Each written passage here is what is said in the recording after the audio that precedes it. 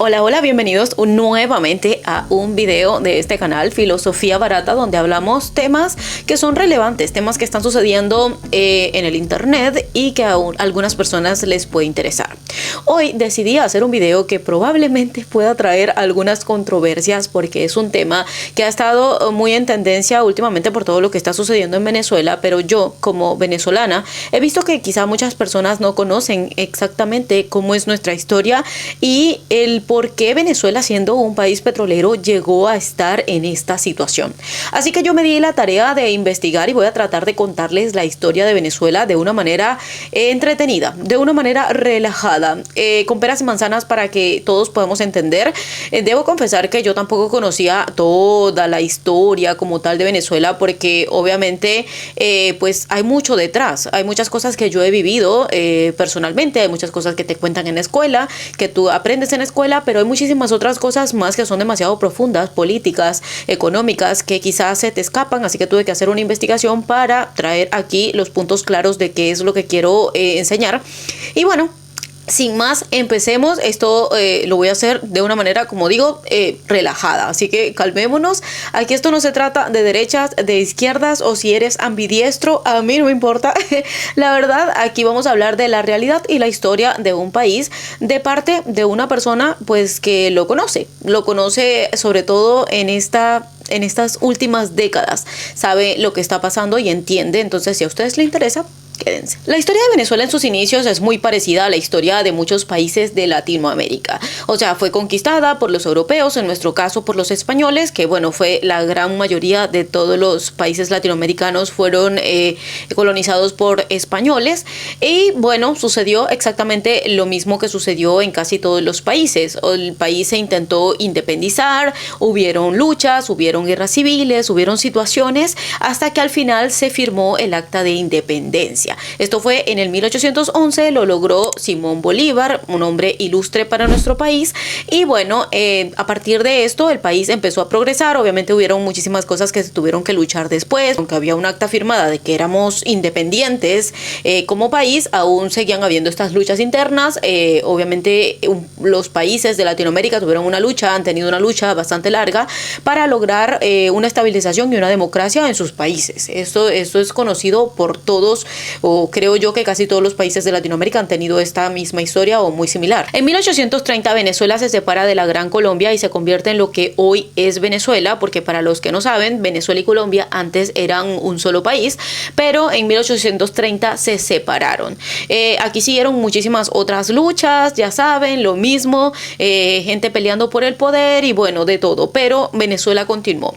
En 1900, por ahí 1909, se descubrió el oro negro venezolano. Y aquí va a entrar otro punto clave de este tema, el petróleo. Se descubrió porque básicamente en Venezuela hay tanto petróleo que hay lugares donde brota, es imposible no verlo. Y se empezaron a dar cuenta de que estaba saliendo, el petróleo, simplemente hay lugares donde sale, como lo que le llaman o le conocen pozos petroleros. Se empezaron a dar cuenta. Estados Unidos llegó a Venezuela, empezaron a construir la industria petrolera, porque sí, la industria petrolera de Venezuela, lo que es la maquinaria y el conocimiento, no lo teníamos nosotros. Venezuela era, para 1900 y tanto, era un país agrícola. No tenía ningún conocimiento de petróleo, no sabía cómo extraerlo, no sabía cómo comercializarlo y no sabía absolutamente nada sobre eso. Entonces llega a Estados Unidos e instala todo esto con el conocimiento que ellos sí tenían. En ese momento, una empresa llamada Standard Oil, que hoy en día se conoce como la Exxon, y Gulf Oil, que hoy se conoce como la Chevron. Claro que en este momento, obviamente, hubieron muchas cosas que no debían ser, porque al ellos tener el conocimiento y al ellos haber colocado la industria y saber absolutamente todo sobre el petróleo, ellos tenían prácticamente carta abierta, prácticamente ilimitado de sacar petróleo, no tenían prácticamente ninguna base, ninguna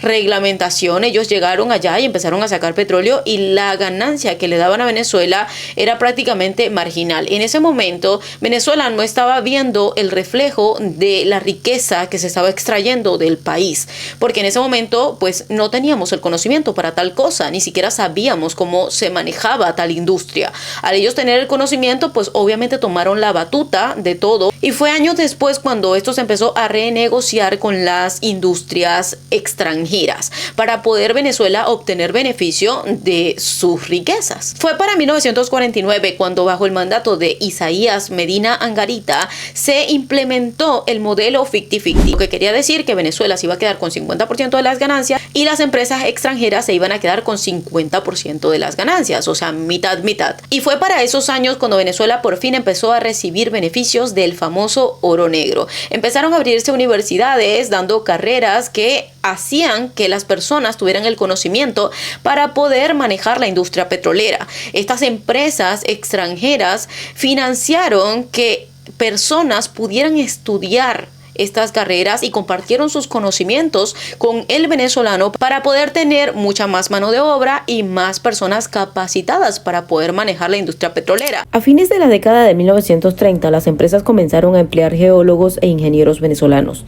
En 1937, coincidiendo con la creación del Instituto de Geología, la empresa Creole Standard Oil de New Jersey y la empresa Shell comenzaron a becar a estudiantes venezolanos, quienes al graduarse de geólogos o ingenieros de petróleo o de refinación se fueron integrando a la empresa. O sea, fue algo que se tuvo que negociar, obviamente que sí, obviamente que ellos al inicio estaban recibiendo muchísimos beneficios y lo que recibía Venezuela era prácticamente nada de lo que estaban extrayendo. Ellos pusieron la maquinaria, ellos pusieron las empresas, ellos sacaban el petróleo y no tenían absolutamente ninguna limitante. Cuando esto se renegoció, ellos tuvieron que ingresar muchísima gente del país, o sea, venezolanos, a trabajar en la industria. Pero antes de poder ingresarlos a la industria petrolera, tuvieron que enseñarles sobre la industria petrolera. Y esto indirectamente, aunque no lo queramos ver así, ayudó muchísimo al país. La clase media empezó a crecer y muchísimas personas empezaron a beneficiarse de trabajos con muy buena paga y pasamos a ser un país meramente agrícola a ser un país con una industria petrolera que era referente internacional. Entre 1950 y 1970 se conoce a Venezuela como la Venezuela Saudita. O sea, este fue el momento de bonanza más grande de Venezuela. La clase media empezó a crecer, muchísimas personas empezaron a beneficiar, empezaron a crecer las ciudades, empezaron a haber autopistas, muchísimos edificios, muchísima educación de calidad para el venezolano, cosa que también es y siempre ha sido pública la educación en Venezuela, y es algo que empezó a hacer que muchísimas personas al tener conocimiento pues obviamente también crecieran. Modernizaron el sistema sanitario. En ese momento la salud en Venezuela era una espectacularidad y empezó Venezuela también a ser percibido como un país que tenía muchísimo futuro, por lo tanto empezó a recibir muchísimos migrantes de Estados Unidos, de Europa y también de la zona de Suramérica. Muchísimas personas empezaron a migrar a Venezuela y a hacer vida en Venezuela. Y era absolutamente lógico que muchísimas personas quisieran ir a Venezuela, quisieran migrar a Venezuela, porque en ese momento el dólar y el bolívar venezolano estaban a la par. O sea, prácticamente eran lo mismo. O sea, Venezuela tenía muchísima riqueza en ese momento y cualquier persona que fuese allá y fuese a trabajar iba a hacer muchísimo dinero. Es tanto así que para ese momento Venezuela tenía el PIB per cápita más grande del mundo. Yo en ese momento, o sea, yo digo, o sea, yo como venezolana lo pienso y a mí me da tristeza. O sea, esto es algo que uno lo cuenta y a uno le duele. Duele de verdad porque yo digo, un país que tenía tanta proyección, un país que le estaba yendo súper bien, un país que tenía todo para ser de uno de los países más ricos del mundo y que ahora estemos viviendo y que hayamos pasado por todas estas situaciones, la verdad a mí me da muchísima tristeza porque solamente nosotros sabemos todo lo que hemos pasado, solamente nosotros sabemos todo lo que hemos sufrido con todo esto y más adelante voy a hablar un poco acerca de cómo me siento yo, cómo nos sentimos, o sea, en general los venezolanos con respecto a todo lo que nos ha tocado pasar y hacia todos los estigmas que nos hemos tenido que enfrentar después de todo esto. Pero bueno, prosigamos, que aquí no vamos a entrar en sentimentalismos en ese momento, quizás lo dejemos hasta el final porque tengo que seguir contándoles y es bastante largo, extenso y tiene muchísimas fechas y ahorita no estoy para ponerme a llorar, así que continuemos. Aunque a estas alturas del cuento ya les estaba diciendo que Venezuela estaba siendo considerada la Venezuela Saudita, aún así había poblaciones, sobre todo las poblaciones rurales, a las que aún no les llegaban todos los beneficios que le estaban llegando a las personas quizás de las ciudades centrales. Había todavía muchas personas que vivían de una manera bastante rural, bastante, digamos, marginalizados o al margen de todo esto. O sea que todavía al país aún le faltaba crecer bastante para poder arropar con la riqueza a toda la población. Para 1976, el presidente Carlos Andrés Pérez nacionalizó el petróleo venezolano, lo que se conoce hoy como PDVSA. PDVSA es Petróleos de Venezuela. Entonces, en ese momento, todo el mundo tenía muchísima esperanza de que esto siguiera creciendo, porque para este momento la nacionalización del petróleo representaba que Venezuela iba a estar recibiendo el 83% de la ganancia del petróleo. Y esto, por supuesto, convirtió a PDVSA en la empresa más importante de petróleo del mundo. Era una de las empresas que estaba produciendo más petróleo en todo el mundo y era un referente mundial. Para 1990 se vuelve a renegociar este tema del petróleo con las industrias extranjeras, sobre todo Estados Unidos, que fue quien más estuvo presente en todos esos años. Aún Venezuela y Estados Unidos seguían manteniendo una relación cordial, aún seguían comercializando el petróleo, pero en ese momento las industrias estadounidenses no estaban tan presentes en Venezuela. Para 1990 vuelven a ingresar a Venezuela y se vuelve a renegociar con ellos, y en este momento pues se les estaba pidiendo ayuda para poder explorar otros pozos petroleros, buscar otras herramientas, o sea, prácticamente para seguir expandiendo la industria petrolera. Venezuela nunca vio en esos momentos o durante todos esos años a Estados Unidos como un enemigo, que considero yo que en esta parte muchas personas a veces se confunden un poco, porque la percepción del venezolano con Estados Unidos nunca ha sido mala. O sea, yo sé que hay muchos países que tienen una relación bastante como rara con Estados Unidos, porque pues yo sé y entiendo que cada país tiene su propia historia, pero en nuestra historia Estados Unidos nunca fue algo malo. Fueron socios, negociaron, hicieron muchísimas cosas, y la industrialización del petróleo se logró gracias al conocimiento estadounidense, y el hecho de que muchas personas estudiaran en Venezuela y conocieran la industria petrolera fue gracias a empresas estadounidenses. Entonces, la relación que tiene el pueblo, el país, o sea, como tal, acerca de Estados Unidos no es tan de rechazo. Que yo sé que hay muchas personas que lo toman por otro lado. Yo sé que todos los países tienen historias distintas, y que la historia de cada país en relación con Estados Unidos puede ser muy distante, muy diferente, muy complicada. No lo sé, no me voy a meter en eso, pero, o sea, se los digo para que entiendan que en Venezuela nunca se vio a Estados Unidos específicamente como un enemigo. Más allá de la persona que esté mandando en el momento, por lo menos ahorita, yo sé que hay muchas personas que piensan como que, esta persona que está ahorita en el mando no me cae bien.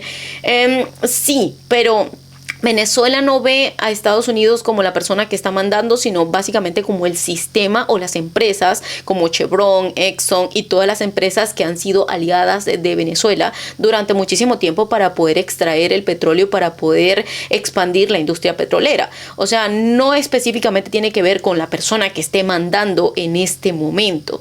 Hay muchas personas en Venezuela que desconocen un poco de la política estadounidense o no saben muy bien. Ellos lo único que entienden, o la mayoría de las personas lo único que entienden, es que Estados Unidos siempre fue un aliado, un socio que trajo beneficios para Venezuela, y la gente se queda con eso. O sea, no estamos hablando aquí de políticas, que si tú eres de derecha, que si eres de izquierda o que si eres ambidiestro. O sea, no estamos hablando de eso. Estamos hablando de conexiones económicas. O sea, no me quiero meter aquí en lo político. En 1999 entra en el panorama Chávez, un hombre que fue muy querido, muy odiado y muy controvertido en nuestro país. Yo voy a explicar aquí por qué fue odiado, por qué fue querido, por qué muchas personas aún siguen pensando que fue un buen presidente, y por qué aún en el exterior, en países cercanos a nuestro país, aún siguen pensando que quizá él no fue tan mala persona, o aún lo siguen viendo como un buen hombre. Cuando Chávez entró en el gobierno, él politizó a PDVSA. ¿Qué quiere decir que politizó a PDVSA? Utilizó a PDVSA como lo que a él lo hacía hacer campaña. Ustedes saben, y me imagino yo, que si son de Latinoamérica y entienden la política que manejan en Latinoamérica, y yo creo que así funciona en todo el mundo, los políticos siempre toman un punto de partida para hacer sus campañas políticas. O sea, en ese momento él tomó a PDVSA como la excusa para poder ganarse al pueblo. ¿Qué les dijo? Empezó a decir que PDVSA era del pueblo, que la riqueza se tenía que repartir al pueblo y que todo el mundo tenía que beneficiarse de la industria petrolera. Y esto en teoría sonaba muy bonito, pero en realidad esto funcionó como control social. ¿Por qué? Porque cuando las personas o los políticos utilizan las carencias, las dificultades de la gente y empieza a regalarles o a ofrecerles ayuda, las personas obviamente van a votar por esa persona, pero están votando por esa persona porque esa persona indirectamente los está manipulando. Y esto lo veremos más adelante y ustedes se van a dar cuenta cuando yo siga contándoles la historia de Chávez en Venezuela y por qué él nos llevó a lo que estamos viviendo hoy en día. Como les iba diciendo, este hombre entró al gobierno tratando de politizar PDVSA y obviamente él quería aliados, más allá de que la industria funcionara bien y que tuviera personal capacitado. Él quería que el personal estuviera de acuerdo con él.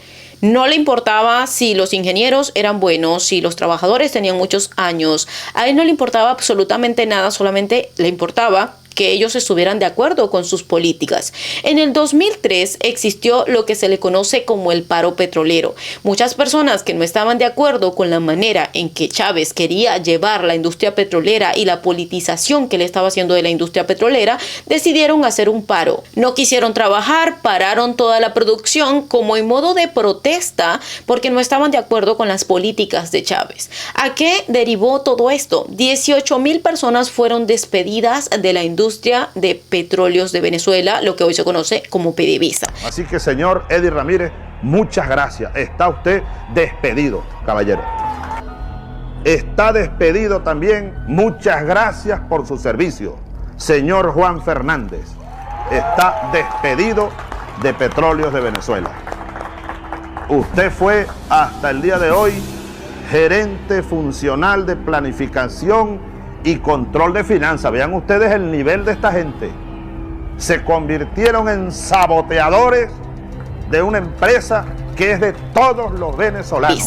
¿Y qué generó esto como consecuencia? Que muchísima obra de mano que era calificada, personas que tenían años trabajando para la industria petrolera, salieron. ¿Y qué pasó? Que esto dejó a la industria petrolera tambaleando, desequilibrada. Hubo una pérdida tremenda de conocimiento técnico y gerencial, lo que a cualquier empresa le afecta y le afecta demasiado.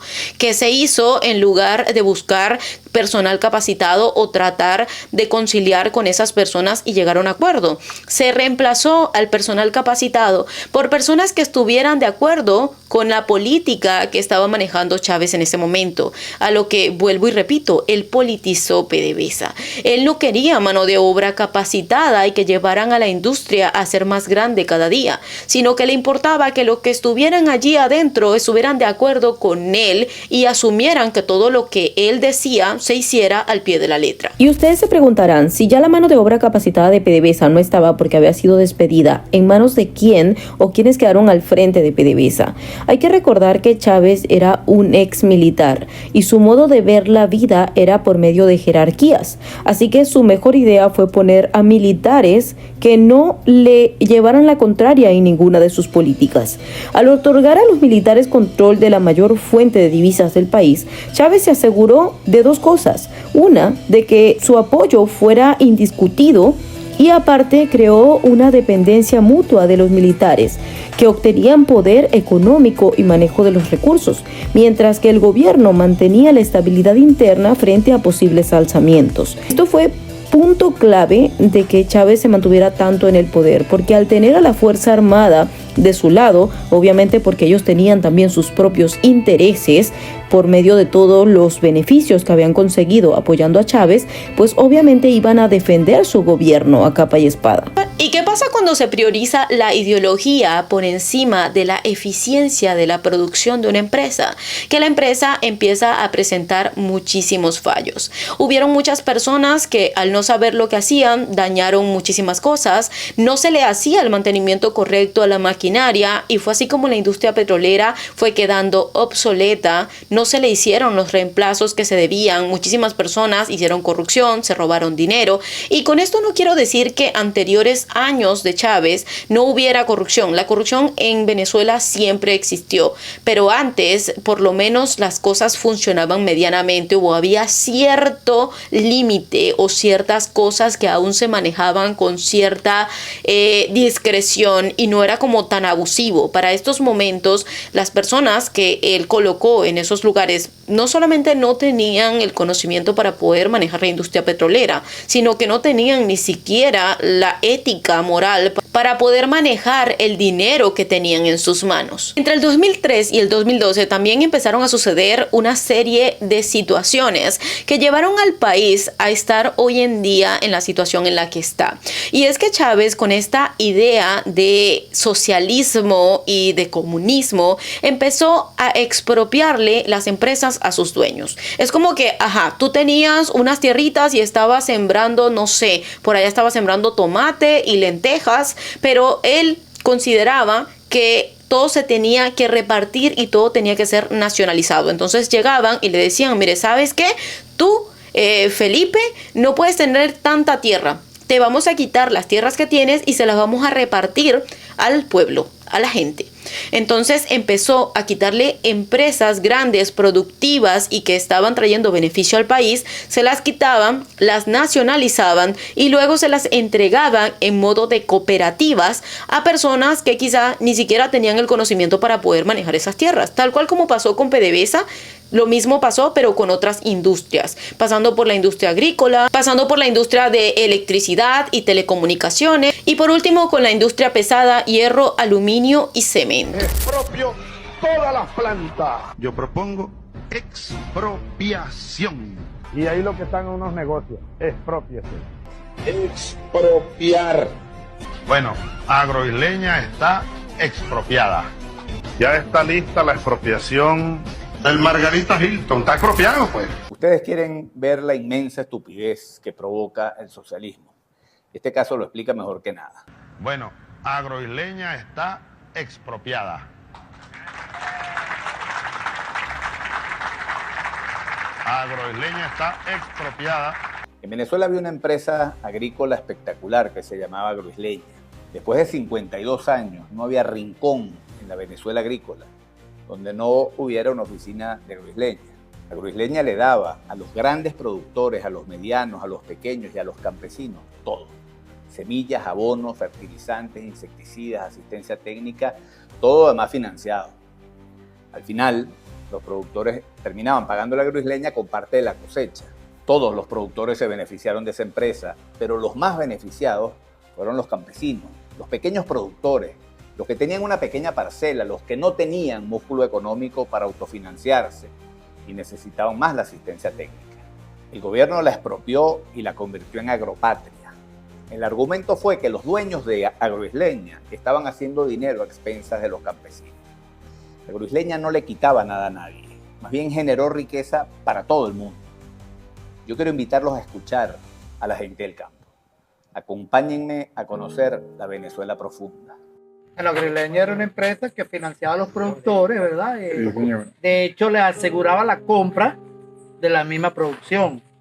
Fue una de las cuestiones en la cual yo en lo personal critiqué cuando se le monta otra tienda agrícola eliminando esa. Yo decía, bueno, si es que creen que Agroisleña le vende los productos a los productores demasiado caros, bueno, monten la otra tienda y que sea el productor que decida dónde comprar los insumos. Pues. Bueno, ahí quebraron esa empresa y así como quebraron esa, quebraron todos los productores, aunado a eso lo que fueron las invasiones. Aquí fueron muchas invasiones, muchas tierras productivas que hoy día están improductivas. Entonces eso le causó mucho daño a los productores y por ende a la economía de este país. Cuéntame un poco del financiamiento. ¿Aquí funcionaba Agroisleña? Los campesinos San Carlos, funcionaba en San Carlos. Aquí no, San Carlos, pero nos daban crédito. Y tú ibas y conseguías, si necesitabas un litro de Monzón, ibas y lo comprabas rapidito. Un litro de cualquier cosa rapidito a bajo costo, ¿verdad? Eso era como una solución, pues. Pero ahora, hermano, ¿a dónde consiguen un litro por ejemplo, de Matamonte aquí para ayudarse un poco en la siembra? Después que el gobierno escogían a la gente para darle su crédito, porque así es. El fulano que está allá es el que, el poder, pues, el poder de ellos. Fulano, el otro 4 o 5, anteriormente no. Era para aquel. Tenemos una cantidad de tierras aquí en Sabana Afuera y hemos dejado de producir porque no hay ya la materia prima que dan, no sirve. Por lo menos la urea, el abono, la semilla es mala. Entonces, ¿qué hace uno con eso? Aquí sí puedo yo meter mi cuchara porque aunque yo estaba muy niña para ese momento, sí recuerdo bastante o he visto bastante información acerca de cómo sucedió todo eso. Yo recuerdo que Chávez se conectaba en cadena nacional y en cadena nacional empezaba a caminar por algunos lugares, o sea, iba a lugares y decía, ¿de quiénes son esas tierras? No, que esas tierras son de Pepito Pérez. Exprópiese. Empezó a expropiarle empresas a muchísimas personas, tanto personas extranjeras que tenían inversiones en Venezuela, como también personas venezolanas que habían logrado tener pues muchísimas empresas o tenían bienes en Venezuela. ¿Qué pasó con esto? Y aquí voy a un punto muy clave que muchísimas personas no entienden del por qué esto se arraigó tan fuerte. Él empezó a repartir todos estos bienes, este dinero que ni siquiera era del gobierno, sino dinero que le estaban robando, empresas que le estaban robando a sus dueños. Se lo empezó a repartir a personas del común, a personas pobres, a personas que no tenían absolutamente nada. Entonces, ¿qué hacía con esto? Compraba votos, compraba fidelidad, compraba lealtad. La gente era eufórica por este hombre. Este hombre no solamente era un hombre que estaba haciendo todo esto por un ideal político de quedarse en el gobierno, sino que aparte era un hombre que también tenía una manera de hablar y una oratoria demasiado atrapante. Si ustedes buscan videos de ese hombre tenía una manera y una oratoria, una manera de contar historias que te atrapaba. La verdad, en esa parte yo sí considero que era un hombre que sabía manipular masas y que utilizó esa herramienta para manipular a muchísima gente. Obviamente que personas que eran muy pobres, que vivían en situaciones marginalizadas, si llegaba a él y les decía, mire, ¿saben qué? Ustedes tienen este pedazo de tierra, es suyo, una cooperativa, trabajen. Obviamente esas personas iban a quedar eternamente agradecidas con él. Pero él estaba dañando el aparato productivo del país y luego les voy a contar por qué esto terminó en un desastre monumental que terminó enterrando al país en esta miseria tan grande en la que hoy se encuentra. Entre el 2004 y el 2014 empezaron a haber desvíos muy grandes de los ingresos de PDVSA. Recordemos que para este momento PDVSA, Petróleos de Venezuela, era completamente de Venezuela. Todo el ingreso millonario, multimillonario que estaba entrando de PDVSA estaba entrando al Estado y este dinero se estaba desviando en subsidios, en ayudar a personas, como digo, o sea, regalarle dinero indiscriminadamente a personas, regalar casas, regalar tierras, regalar créditos, incluso ayudar a otros países. Yo me acuerdo que para ese momento Chávez viajaba a otros países y lo veían como un dios. Iba a Cuba y regalaba dinero y regalaba y inauguraba hospitales, inauguraba escuelas y hacía muchísimas cosas. Lo hizo en Ecuador, lo hizo en Bolivia, lo hizo en Argentina, con el presidente en Bolivia, con Evo Morales, en Ecuador con el presidente Correa, con el presidente cuando gobernaba los Kirchner en Argentina.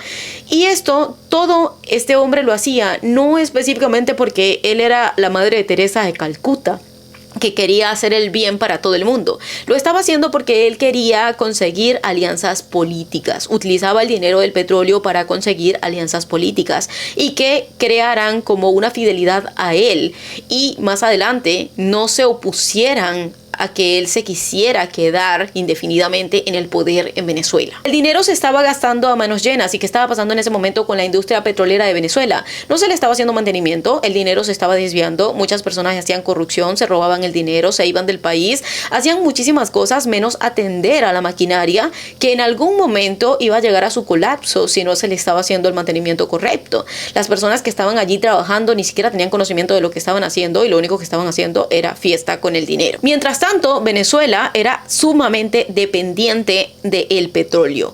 Vuelvo y repito, toda la industria agrícola telecomunicaciones, todo eso se le fue entregado a personas que no tenían ningún conocimiento. Porque así como PDVSA fue entregada a personas que no tenían conocimiento, todas esas empresas que fueron expropiadas, no sé, productoras de queso, productoras de azúcar, productos agrícolas, cementeras, empresas de hierro, empresas de aluminio, todas esas empresas se le fueron quitadas a sus dueños y se les fueron entregadas a personas que no tenían ningún conocimiento. Entonces, ¿qué derivó todo eso? Corrupción en todas esas empresas. El dinero se desviaba, obviamente, corrupción, tal cual como pasó en PDVSA, y la producción del país cayó estrepitosamente. En Venezuela ya no se estaba produciendo absolutamente nada y éramos absolutamente dependientes de lo que traían o de lo que ingresaban en el país. ¿De qué estábamos dependiendo? Absolutamente del petróleo. Si el petróleo subía, Venezuela tenía dinero. Si el petróleo bajaba, entraban menos dólares, había menos dinero y el pueblo sufría.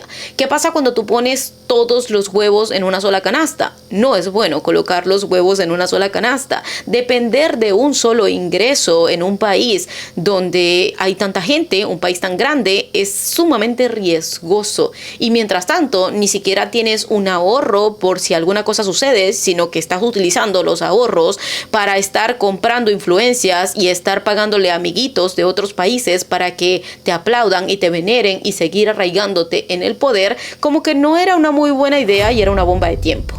Con todas estas ayudas y influencias que estaba ganando Chávez fuera del país gracias al dinero y a la bonanza petrolera que estaba teniendo Venezuela, no solamente compró la fidelidad y la lealtad de personas pobres en Venezuela que agradecían que les estuviera dando beneficios, sino que también estaba comprando en el exterior a organizaciones como la ONU, como la OEA, para que más adelante, cuando se dieran cuenta de lo que estaba sucediendo, no condenaran ninguna de sus acciones dentro del país. Obviamente también es conocido que creó alianzas muy fuertes con Fidel Castro, eran súper amigos, con Evo Morales en Bolivia, con Correa en Ecuador, con los Kirchner en Argentina, y por lo tanto creó un bloque donde él sentía que estaba formando algo que era bastante fuerte y su idea no era mejorar absolutamente nada, su idea era quedarse en el poder. Hay algo que escuché hace poco que la verdad me parece terrible, pero es que la idea de estas personas cuando se instalan en el poder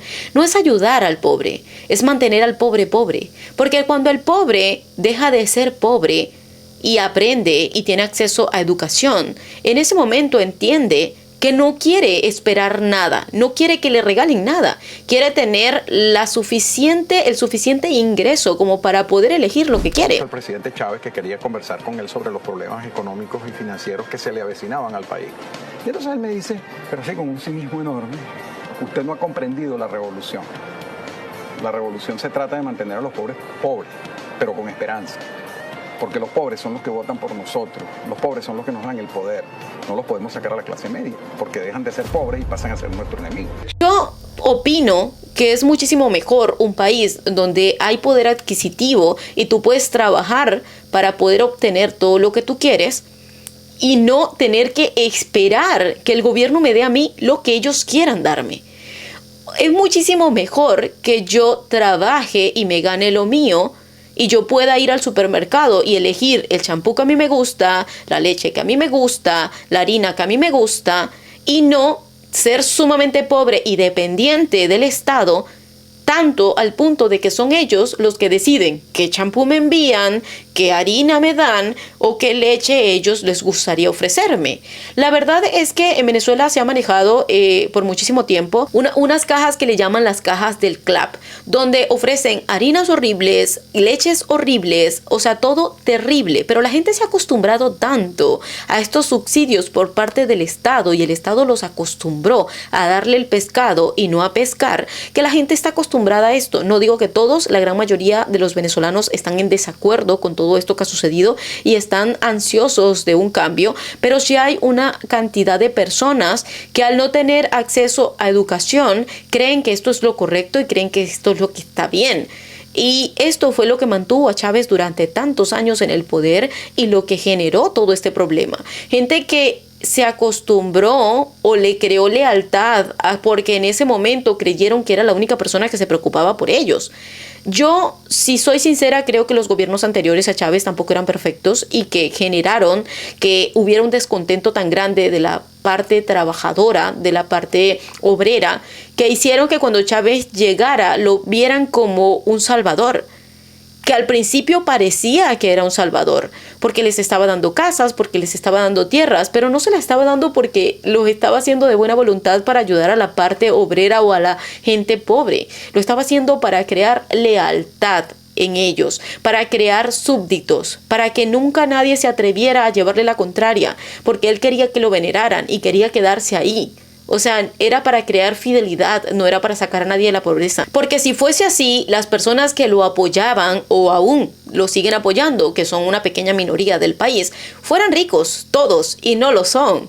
Si ustedes se ponen a ver las personas que apoyan todavía a ese gobierno o que todavía siguen recordando a Chávez como un buen presidente, son personas que viven en extrema pobreza, son personas que dependen de esta cajita de alimentos de baja categoría, que incluso muchísimos de esos alimentos llegan con animales, con cositas. Voy a tratar de ponerles videos aquí y yo lo vi con mis propios ojos antes de salir de Venezuela. Estas cajas venían con comida podrida, con comida vencida, con comida dañada. Entonces, ¿realmente los querían ayudar o los querían simplemente darle como un pequeño, como tirarle un poquito de comida como para tenerlos tranquilos y tenerlos leales, pero al mismo tiempo tenerlos tan pobres que no pudieran hacer absolutamente nada ni los pudieran adversar a ellos? La verdad es que la historia de Venezuela es bastante complicada y este tema con el gobierno, muchísimas personas que no son de Venezuela quizás no lo van a entender tan perfectamente. Yo se los estoy tratando de explicar con la historia real, lo que existe, y también estoy tratando de dar mi opinión personal, pero la historia está allí, la pueden buscar, se pueden dar cuenta de cuál fue el verdadero problema de Venezuela. O sea, realmente qué fue lo que sucedió, y eso no me lo estoy inventando yo. Para seguir con el hilo de lo que fue sucediendo en Venezuela, quiero recalcar que pues obviamente Chávez era completamente antiimperialista. Obviamente él no permitió que Estados Unidos siguiera haciendo negocios con Venezuela. Cortó totalmente toda relación que tenía Venezuela con Estados Unidos, y fue en ese momento en que Venezuela y Estados Unidos empezaron a ser enemigos en teoría en cuestión a lo económico, porque Venezuela ya no siguió y rompió muchísimos contratos que tenía con empresas estadounidenses. Y fue para el 2017 y el 2019 cuando empezaron a caer las primeras sanciones en Venezuela. A diferencia de lo que muchas personas consideran que fue la caída de Venezuela, que la caída de Venezuela se dio por las sanciones de Estados Unidos, lamento decirles que la historia dicta lo contrario. Venezuela ya venía en picada desde el 2000, 2005 hasta el 2014, 2015. Por allí fue cuando empezaron a caer las primeras sanciones por parte de Estados Unidos. ¿Y cuáles fueron las primeras? Las primeras fueron hacia ellos, específicamente a la cúpula, y luego empezaron también a decirles que ya no les podían financiar la deuda. O sea, Venezuela empezó a endeudarse y ya Estados Unidos dijo, ok, tú no vas a financiar tus deudas con dinero estadounidense y con bancos estadounidenses, porque si tú ya no quieres hacer negocios con nosotros, entonces pues no vas a financiar tu deuda con nosotros. Sacaste a las empresas estadounidenses de Venezuela que tenían contratos firmados y que tenían años trabajando en Venezuela, les quitaste absolutamente todo, les quitaste las concesiones que tenían en Venezuela, así que ahora Venezuela ya no va a poder financiar sus deudas con dinero estadounidense y con bancos estadounidenses, lo que aisló muchísimo a Venezuela. Sí es cierto que Venezuela cayó en una crisis muchísimo más profunda y aceleró su caída el hecho de las sanciones de Estados Unidos, sí es cierto, pero igual esto es algo que ya era algo que estaba previsto, o sea, ya se sabía que Venezuela iba para ese camino. O sea, las sanciones de Estados Unidos aceleraron la caída, sí, más eso no era algo que se iba a evitar realmente. Venezuela ya tenía un muy mal manejo y esto es algo que estaba siendo una bomba de tiempo.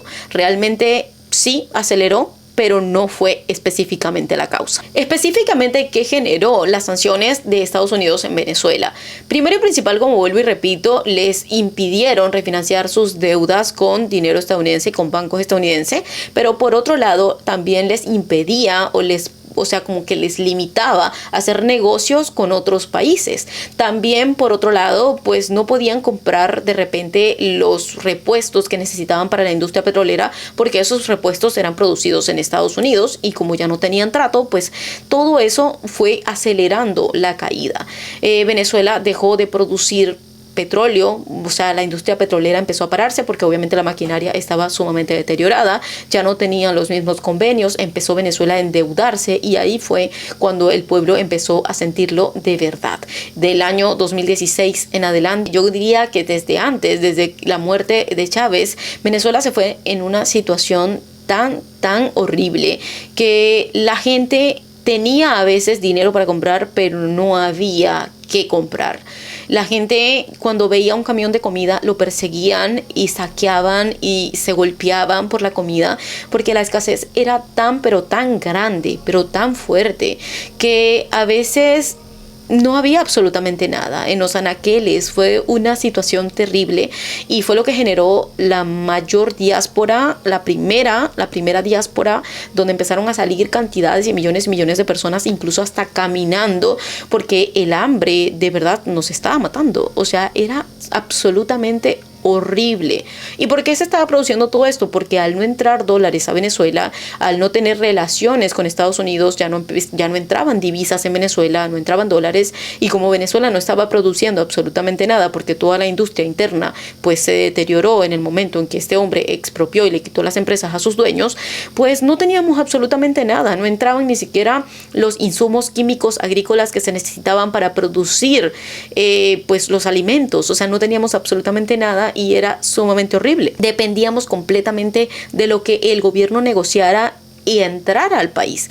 O sea, toda la comida que nosotros comíamos era extranjera porque no estábamos produciendo absolutamente nada. Y si el país no tenía dinero para negociar comida extranjera y traerla al país, entonces los que pasábamos hambre éramos nosotros, el pueblo. Cuando Nicolás Maduro llega al poder, designado por el mismo Chávez, quien lo dejó en ese puesto antes de morir, ya el país estaba en suprema decadencia, ya el país estaba muy mal, el país ya estaba sumamente endeudado y en lugar de él intentar resolver la situación, lo que hizo fue reprimir a la gente, lo que hizo fue utilizar su poder para reprimir a la gente y tratar de que la gente se callara y aguantara las cosas que estaban viviendo porque él no pensaba entregar el poder. Y aún a pesar de todo eso, el venezolano no se quedó de brazos cruzados. Aún teniendo una escasez tremenda de alimentos, de medicamentos y de absolutamente cualquier insumo, el venezolano seguía saliendo a las calles, seguía pidiendo ayuda. Se pidieron ayuda a organismos internacionales como la ONU y la OEA. Se intentaron todas las vías legales y democráticas para poder resolver esta situación, pero parecía que no teníamos absolutamente ninguna salida. Se registra que desde el 2011 hasta 2021 hubieron una cantidad absurda de protestas. 92.719 protestas están registradas y a raíz de eso obviamente hubieron muchas represiones, muchos presos políticos y personas que lastimosamente fueron arrebatadas de la vida simplemente por pensar diferente. Nosotros somos la única opción de paz que tiene Venezuela. Nosotros jamás nos rendiríamos.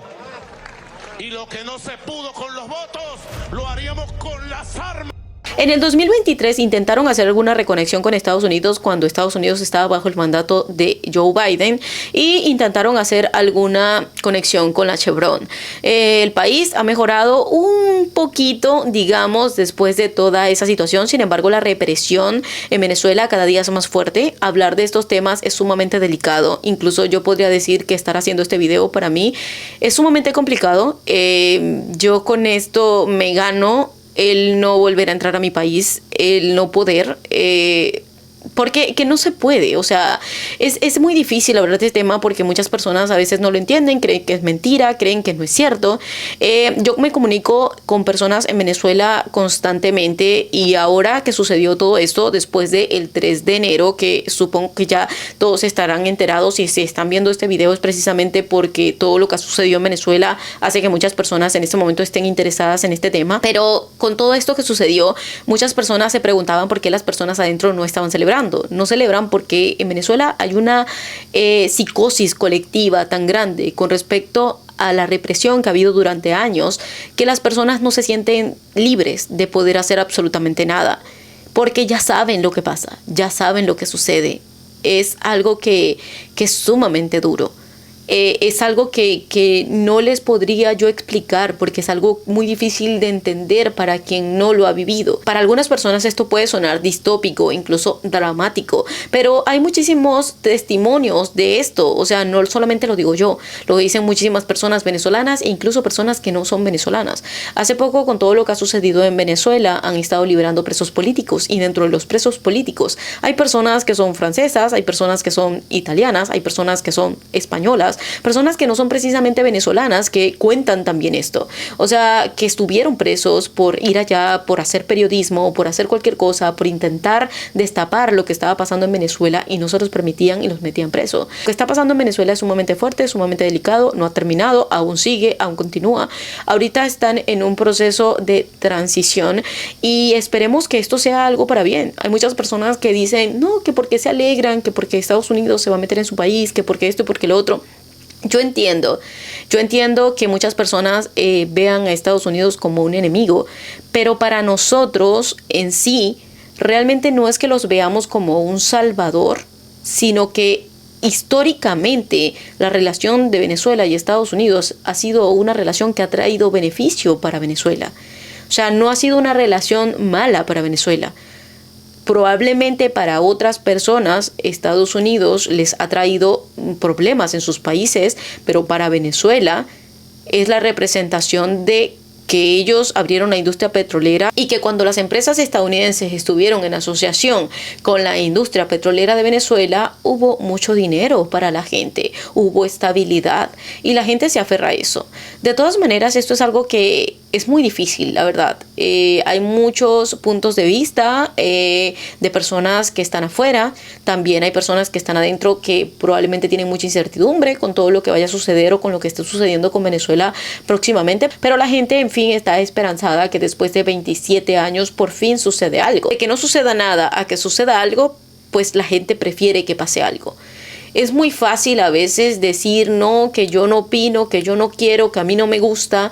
Sí, hay cosas que entendemos perfectamente que nadie busca nada o nadie hace nada sin esperar algo a cambio.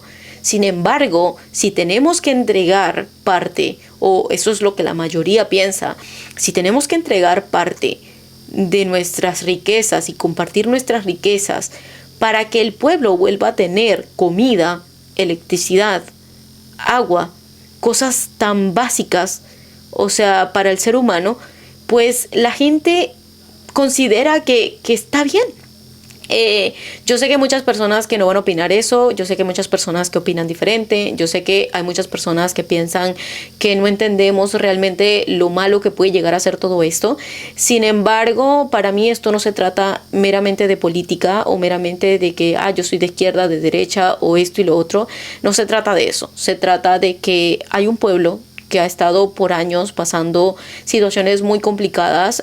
Cuando van a los hospitales no hay ni siquiera algodón, no hay ni siquiera alcohol, no hay absolutamente nada y quieren un cambio. Y es cruel y poco empático decirle a un pueblo completo que ha vivido en la miseria durante décadas, decirle que no se alegren porque probablemente la economía del país va a mejorar y van a poder tener una vida un poco más digna. Bueno, la verdad es que yo no quiero hacer este video más largo ni tampoco quiero aburrirlos con este tema más. Ya básicamente todo lo que les tenía que decir se los dije. Yo como venezolana espero que puedan entender que esto es una situación súper complicada y que tiene muchísimas aristas, que tiene muchísimos temas, muchísimos tópicos y que las historias de cada país son distintas y la manera en que un país ve a otros países y la manera en que un país se relaciona con otros países es sumamente distinta. La historia de cada país es distinta y por eso tenemos que ser sumamente empáticos a la hora de hablar de la historia, la política y la economía de otros países, porque detrás de esa política y esa economía hay seres humanos que están sufriendo, que pueden estar pasando situaciones bastante complicadas. Yo como venezolana muchísimas veces he sentido muchísimo miedo de decir que soy venezolana, porque la mayoría de las veces que lo digo, recibo muchísimos comentarios horribles y me ha pasado muy comúnmente. Y quiero tomar esto último ya para cerrar, para decirles que no todos somos iguales y que cuando un país se enfrenta a situaciones tan complicadas como las que se ha enfrentado Venezuela, es normal que la sociedad también se vea deteriorada. Es normal que hayan muchas personas que recurran a hacer cosas que no deben. Nos lamentamos de que muchas personas que comparten nacionalidad con nosotros hayan llegado a sus países a hacer algún deterioro. No es lo que queremos, no es lo que buscamos, incluso nosotros mismos nos hemos visto afectados, o sea, los buenos, los que salimos a hacer el bien, los que salimos a hacer las cosas correctas, los que nos integramos, los que amamos las culturas de los países a los que llegamos, nos vemos afectados también por ese estereotipo que se ha creado de nosotros y ese rechazo que se ha creado sobre nosotros.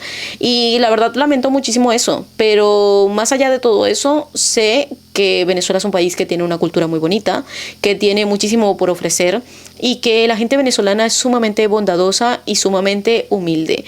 Desen la oportunidad de conocer a personas venezolanas y mirar muchísimo más allá de los estereotipos que tengan en sus mentes, y se acordarán de mí, que van a encontrar personas que realmente van a ser parte de sus vidas y que van a ser parte de sus familias. Yo particularmente aquí en Estados Unidos he hecho muchísimas amistades con personas de distintas partes de otros países y siempre me he encargado de dejar a mi país y a mi bandera en alto. Siempre me he encargado de representar con dignidad lo que es un venezolano y tratar de que muchas personas que quizás tengan un estigma diferente acerca de nosotros entiendan que no todos somos iguales.